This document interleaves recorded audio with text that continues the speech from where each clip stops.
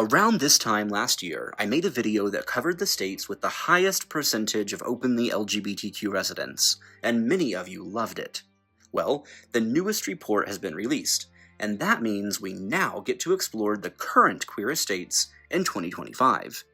Each year, the PRRI, a highly respected Washington, D.C.-based nonprofit research organization, compiles a range of practical and rigorously vetted statistical findings that cover many of the most prescient social and political issues in modern-day America. These include subjects like LGBTQ identity by state and public opinion polling on a variety of important issues to our people. Naturally, I will be linking this great resource in the description for those who want to dig even deeper on their own.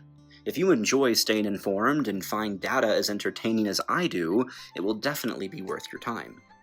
Most LGBTQ states in 2025, let me clarify for those who could be confused, that these states are where the highest percent of respondents identify as part of the community. This most certainly does not equate to being a list of the best states for LGBTQ people, and in fact, some of the states we will cover today are quite regressive in their social policies. So, for those interested in a video about the safest and most queer-friendly US states in 2025, feel free to watch that one as well at some point. But you, my friend, are here to find out which states are currently the gayest in the country. I've got a strong feeling that at least some of them will come as a surprise, and a handful of states that do not make the list may be even more shocking. So, let's dive in. Our journey today begins in the Pacific Northwest, with the incredibly beautiful state of Oregon. Now, currently, Oregon is tied with 3 other US states for the title of 9th most openly LGBTQ in the country, with 13% of its residents identifying as part of the community. That equates to around 559,000 people out of the state's total population of 4.3 million, meaning that there are more queer people in Oregon than the total population of Belize. The most up-to-date data, published this year from the PRRI, has also found that 74% of respondents in Oregon support marriage equality, 70% support specific anti-discrimination laws protecting against gender identity and sexual orientation-based discrimination, and 59% agree that no business should be allowed to deny service to queer people because of their hateful and backwards religious beliefs. While these numbers could be higher, they are still far above the national average on each issue, confirming Oregon as one of the most LGBTQ-friendly states in the country. This fact is also exemplified by the state's 2024 election results, in which Harris beat the Russian bootlicker Trump by an impressive 14 points, driven mostly by the urban and highly populated northwestern portion of the state, which remains far more progressive than the rural eastern and southern regions. And on top of being tied as the 9th queerest state in 2025 at 13%, Oregon is arguably one of the most visually stunning too. It's the 10th best in the country for LGBTQ rights and public opinion, as measured by Equaldex, and is also one of just 3 states that currently has a queer governor. Yet another reason to love Oregon. So, while I don't want to give anyone stuck in the US a false sense of security while this fascist regime is in power, it is safe to say that for Oregon's 13% of residents who are LGBTQ, your state is a solid place to wait out the storm if leaving the country entirely is not a viable option. And speaking of good states, the next stop on our journey is also in the Pacific Northwest. The always impressive state of Washington is tied with Oregon and 2 other states for the title of 9th queerest in 2025. Out of its 8 million strong population, roughly 1 million identifies LGBTQ, almost identical to the entire population of Djibouti. Now, currently, 76% of Washington's population is supportive of marriage equality, 80% approve of anti-discrimination laws covering LGBTQ people, and 64% of individuals polled do not believe that religious fanatics should be allowed to deny LGBTQ people service in the name of their religion. It is not surprising that Washington scores slightly better than Oregon on all fronts related to LGBTQ public opinion when we take a look at the 2024 election results, as the state delivered an even larger win for Harris than Oregon did. Like its southern neighbor, Washington is also breathtakingly gorgeous, full of national parks, pristine landscapes, and some of the most overall picturesque locations in the entire country. It is also the fourth best state for our community in terms of legislation and public opinion, according to Equaldex, and so it's safe to say that this wonderful state, home to over 1 million LGBTQ residents, is also one of the best options in the country for those looking to survive the likely quite turbulent and difficult years ahead. But our journey now takes us back east, all the way across the country to the mid-Atlantic. At 13% LGBTQ, Virginia also finds itself tied for the rank of 9th queerest state in 2025. This translates to over 1.1 million LGBTQ people in Virginia alone, just slightly less than the entire population of Estonia. The newest polls from the PRRI have found that 68% of respondents in Virginia support marriage equality, 75% are in favor of anti-discrimination protections for LGBTQ people, and 61% of individuals in the state oppose letting businesses deny queer people service because of their backwards religious delusions. It is interesting to note that these statistics are very similar to what we saw in Oregon, and slightly worse than the results from Washington. Additionally, we see that Harris also won Virginia by a far smaller margin than Washington, so it is not surprising that public opinion towards our community is also a bit lower. Still, Virginia is a better-than-average state in the national context, and is currently considered to be the 23rd best in terms of LGBTQ rights and public opinion. A fair bit behind Oregon and Washington, but not terrible by any means.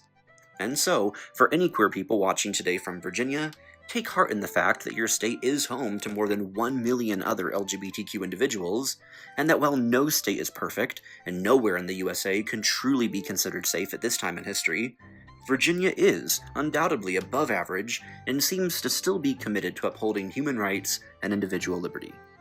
Heading back west now until we reach the so-called Great Plains, we arrive in the first state I imagine will come as a true surprise to many. Oklahoma, being tied with Oregon, Washington, and Virginia, certainly came as a shock to me, at least considering how grotesque its record on LGBTQ rights is. But this simply highlights the fact that queer people are born everywhere, even in the most socially backwards families, states, and countries. I know that personally as someone from such a background. Sadly, for every LGBTQ person stuck in Oklahoma, public opinion polls show some of the worst findings anywhere in the country, with only 50% of respondents in the state supporting marriage equality, a number that is lower than even in Texas. And just 57% of Oklahoma's residents support anti-discrimination legislation, the lowest level of support seen anywhere in the entire country. Additionally, just 43% of people in the state think that it should be illegal for businesses to blatantly discriminate against us, also the lowest in the country. Perhaps this is the most worrying statistic of all. And so then, it'll come as a shock to no one that Oklahoma voted heavily for fascism and the collapse of American power and prosperity in the 2024 election, with 66.2% of the vote. Not a single county went for Harris, and it really shows. Currently, Equaldex ranks Oklahoma 45th in the country for LGBTQ rights and public opinion, making it truly one of the worst places in the entire USA to be queer. And so, if you are watching this video today from Oklahoma, all I can say in good conscience is that it would be wise to get out while you still can, if at all possible. In the first few months of 2025 alone, the state has already introduced 26 anti-LGBTQ bills, one of the highest numbers of any US state. So truly, be careful and stay vigilant if Oklahoma is currently your home. We now head about 1,000 kilometers back east until we arrive in another shocking addition to this list. As of this year, 14% of Kentucky's residents identify as LGBTQ, a number that ties Kentucky with one other state for the title of 7th queerest in the country. Much like in Oklahoma, current public opinion data is also far from ideal in Kentucky, with only 57% of those polled supporting marriage equality. A far larger but still lower than average 72% support anti-discrimination legislation, but only 50% of respondents oppose religious fanatics denying service to LGBTQ individuals. With such unnerving polling data, it definitely checks out that Kentucky went massively for the Trump regime in 2024, with only a few pockets of blue in urban centers like Louisville and Lexington. These poor decisions that Kentucky has made have all translated into what can only be called a desperate situation for our people in the state, as Equaldex currently ranks it 46th in the country for LGBTQ rights and public opinion, near the bottom of the bucket as it were. But despite the horrendous situation in the state, the fact remains that 14% of Kentucky is LGBTQ. People that have to wake up and face each day despite the onslaught of attacks from the far-right theocrats in power. Perhaps, as briefly mentioned earlier, the most important takeaway from all of this is that even in the most conservative and religious places, queer people are born just as often as in the most progressive and free. Moving south now, the next state is in an almost identically terrible situation as the last two we have covered. With 14% of its population being LGBTQ, Mississippi is tied with Kentucky for 7th queerest in the country. But sadly, this does not translate to an overall open or accepting society, as only 54% of those polled in the state support marriage equality, 3 points less than even Kentucky. 67% of those polled in Mississippi support anti-discrimination laws, 5 points behind Kentucky, but a massive 10 points ahead of Oklahoma. Still terrible, though, by national averages. And finally, only half of Mississippi's population opposes the refusal of service to queer individuals on the basis of extremist religious views. I take it that literally no one is surprised to learn that the state overwhelmingly voted against its own best interests in the 2024 election, or that it is currently ranked as the literal worst state in the entire country for LGBTQ people in 2025. So, for those stuck in Mississippi, all I can say is that you are seen, we understand your struggle, and if you have the desire and ability to leave, which I know is a privilege not everyone has, I do recommend you to make a plan and act on it while there is still time to escape, so you can be secure, have peace of mind, and contribute to a state that actually values you. Moving back west once again, we finally arrive in a state that is not just super queer, but also decent in terms of rights and societal acceptance. As of this year, Nevada is 16% LGBTQ, a number that lands it third highest in the country in a tie with the next 3 states on this list.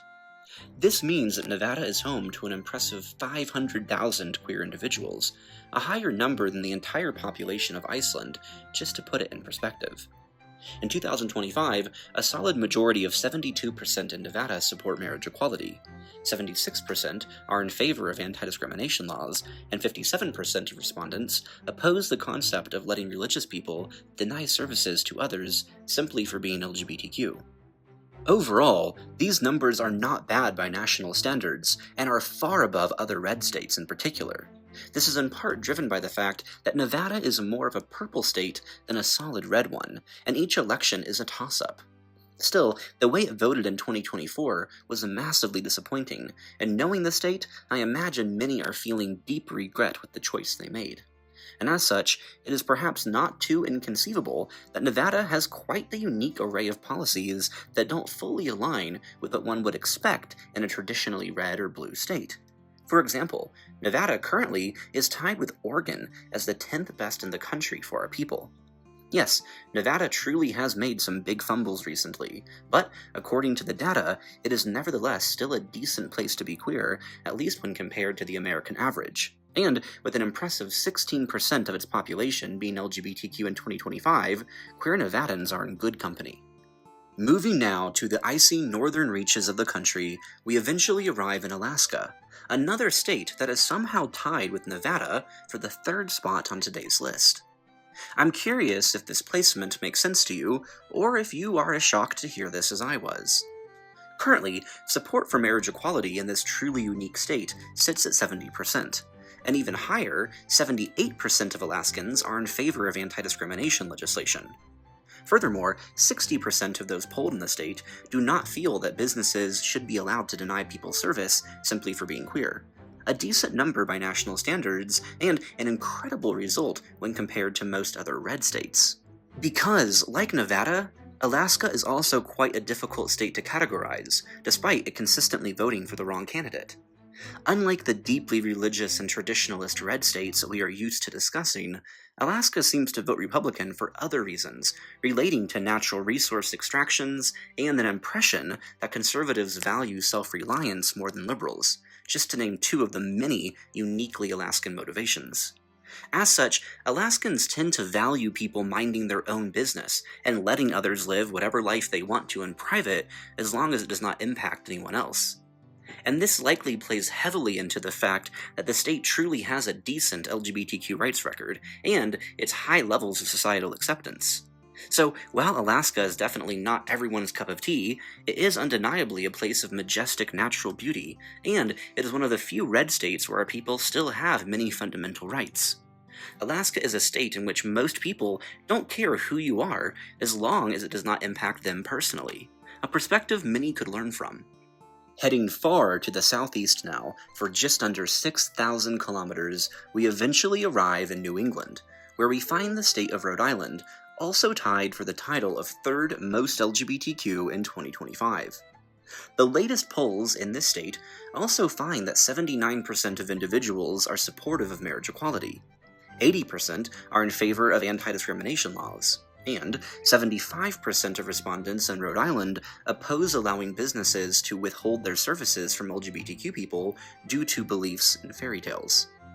These are some of the best public opinion results found anywhere in the country, and they very clearly align with what one would expect from a state that voted overwhelmingly against the Tangerine Tyrant in the most recent election. The positive numbers don't stop here though, as Rhode Island is also currently ranked by Equaldex as the 7th best in the country for queer rights. So, if you are one of the 16% of Rhode Islanders who happen to be LGBTQ, you can take comfort in the fact that you are not only in one of the country's gayest states, but also one with some of the best laws and highest rates of societal acceptance, too. Moving just a single state over now, we arrive in one of my personal favorite states in the country. So, it was naturally a pleasant surprise to find out that Massachusetts is in fact 16% LGBTQ, and the final state to tie for the rank of third highest in the country. This translates to an impressive 1.1 million queer people in just Massachusetts alone, meaning that if this state's LGBTQ community was an independent country, it would be nearly as populous as Luxembourg and Montenegro combined. It is also the state with the highest support for marriage equality in the entire country at 87%, beating Vermont by 1 point.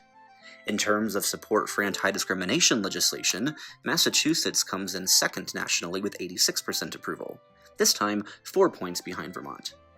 Additionally, 70% of respondents in the state opposed allowing businesses to discriminate against our community on religious grounds, with only Rhode Island and Vermont boasting better results. When we take a look at the 2024 election results, it makes even more sense why public opinion in Massachusetts is massively supportive of our rights to live freely, safely, and equally. And in 2025, Equaldex has ranked Massachusetts as the best state in the entire country for LGBTQ rights, with only DC achieving an equal score of 87. Also, I must add that even though I have no intention to ever visit the US again, Boston will always be one of my favorite cities, and rural Massachusetts is genuinely magical in a way that is hard to put to words. Furthermore, Massachusetts is one of the most socially advanced and prosperous locations anywhere in the world across all metrics, and has a human development score higher than Denmark and Singapore, ranking third overall in the world if it were its own country. The state also has an openly lesbian governor, if you need yet another reason to love Massachusetts. So if you were part of the 16% of the population here who happens to be LGBTQ, and you are not able, or simply don't want to leave the country, and have decided to stay and fight for our future instead, you can confidently know that you are not just in one of the gayest places in the country, but also in a state that has your back, and excels in just about every area, other than housing affordability, that is. And now, before we finish with the final 2 queerest places in all America, I want to ask you to personally become a citizen of the queer kingdom. Your help fighting for our future and building a strong, informed community is vital in our quest of making the world a safer place for our people. You can officially join the kingdom here on YouTube for $1 a month, which will help me eventually make this channel my full-time focus as soon as possible. The more time I can spend on content creation, the better I can serve the community.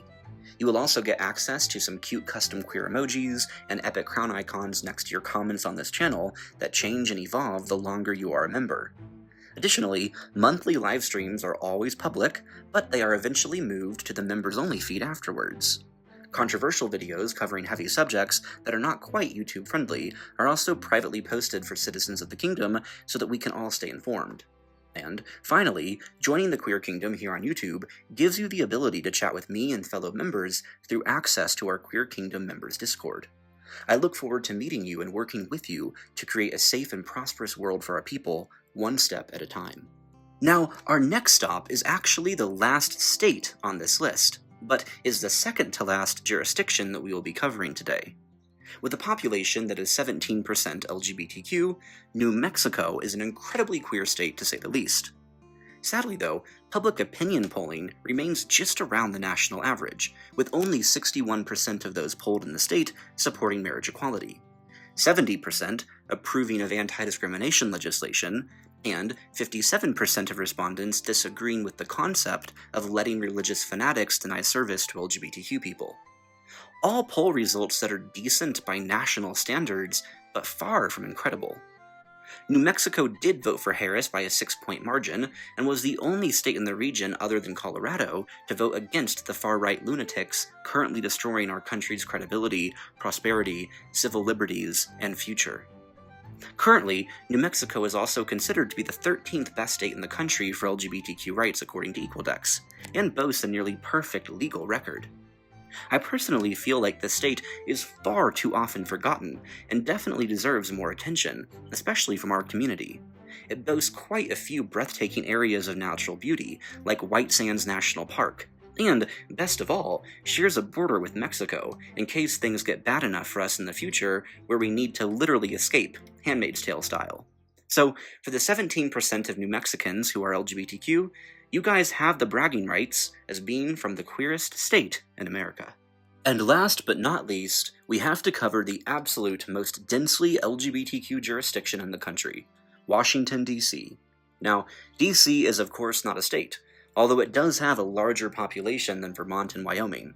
But considering its population is 18% queer, including it today is a must. I do wonder if in the years ahead, this number will go down in response to this gross freak also living there. But even if it does drop by a few percentage points, we all know that the married Republican men and local pastors will keep toxic grindr culture alive in the district single-handedly. And now, for today's queer news story, we finally have a happy subject to cover for once, originating in the Central European country of Poland. But first, some background.